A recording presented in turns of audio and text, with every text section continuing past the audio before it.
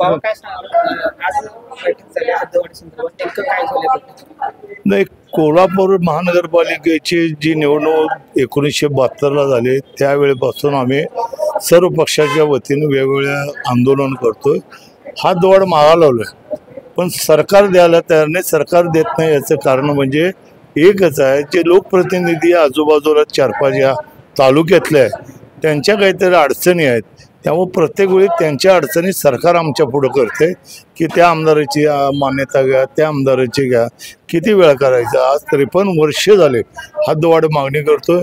मी तर महानगरपालिकेच्या 72च्या निवडणुकीपासून मी 78ला निवडणूक लढवली, मी नगरसेवक आहे, त्यावेळेपासून अनेक वेगवेगळे ठराव शासनाला केलेले आहेत, पण हद्द वाढवायला तयार नाही. आता आम्ही असं म्हणतोय की हद्दवाढ जर करणारच नसेल तर कोल्हापूर महानगरपालिकेच्या येणाऱ्या ज्या निवडणुका आहेत त्या होता कामा नये, आणि ते झाल्या वेळा तर आम्ही ते मान्य करणार नाही, अशा पद्धतीचं आव्हान या ठिकाणी द्यायला आहे.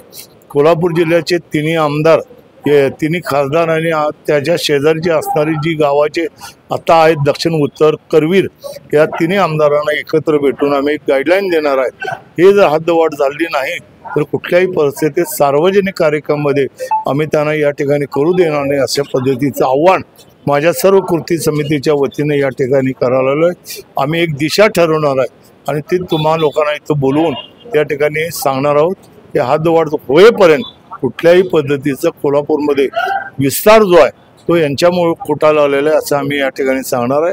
त्याकरता आजची बैठक आहे, अनेक बैठकी घेणार आहेत. त्यातनं आपली सुरुवात अतिशय ऐतिहासिक शिवाजी पेठेमधनं सुरुवात पेठेमध्ये झालेलं आहे आणि त्याचा आम्ही या ठिकाणी हद्दवाढ झालीच पाहिजे, नंतर कोल्हापूर महापालिकेची निवडणूक होता कामा नये ही मागणी या ठिकाणी केलेली आहे.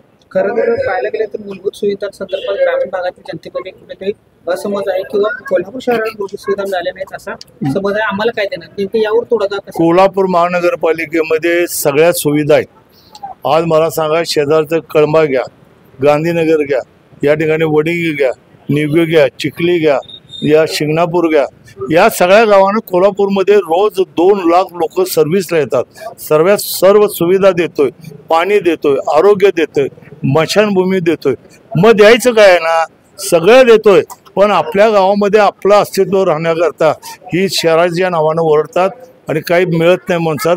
जिल्हा या ठिकाणी जिल्हा कार्यालय आहे, CPR आहे, सगळ्या सुविधा देतोय, पण हे त्यांना नेत्यांनीच यांना सांगितलेलं आहे की तुम्ही हद्दवाढला लगेच मंजुरी देऊ नका किंवा मान्यता देऊ नका, म्हणून राहिलेलं आहे. बरेच वर्ष मी प्रयत्न करतोय, मी कितीतरी वर्ष कोल्हापूर शहर हद्दवाढ कृती समितीचा अध्यक्ष आहे.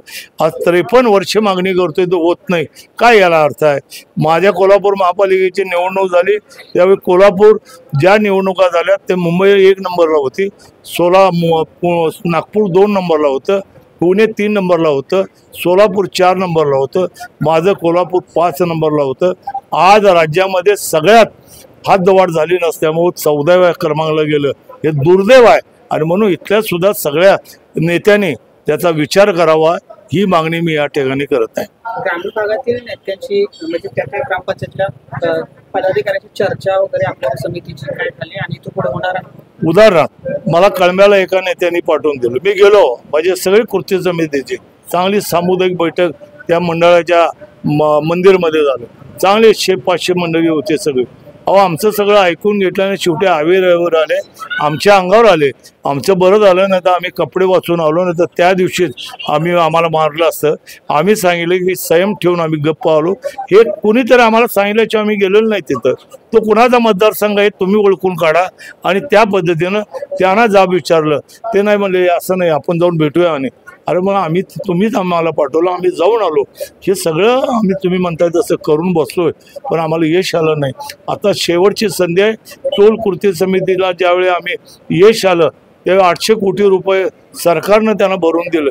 अशाच पद्धतीचे कोट्यावधी रुपयाचे निधी यायला थांबलेले आहेत. कोल्हापूरचा विकास व्हायला तयार नाही आणि सगळं आमचं वापरतात आणि आम्हाला नावं ठेवतात. हद्दवाढ कुठल्याही परिस्थितीत आम्ही जे आता 42 गावं मागितल्यात त्या टप्प्याटप्प्यानं कसं करायचं ते शासनानं ठरवावं, ही या ठिकाणी मागणी करा.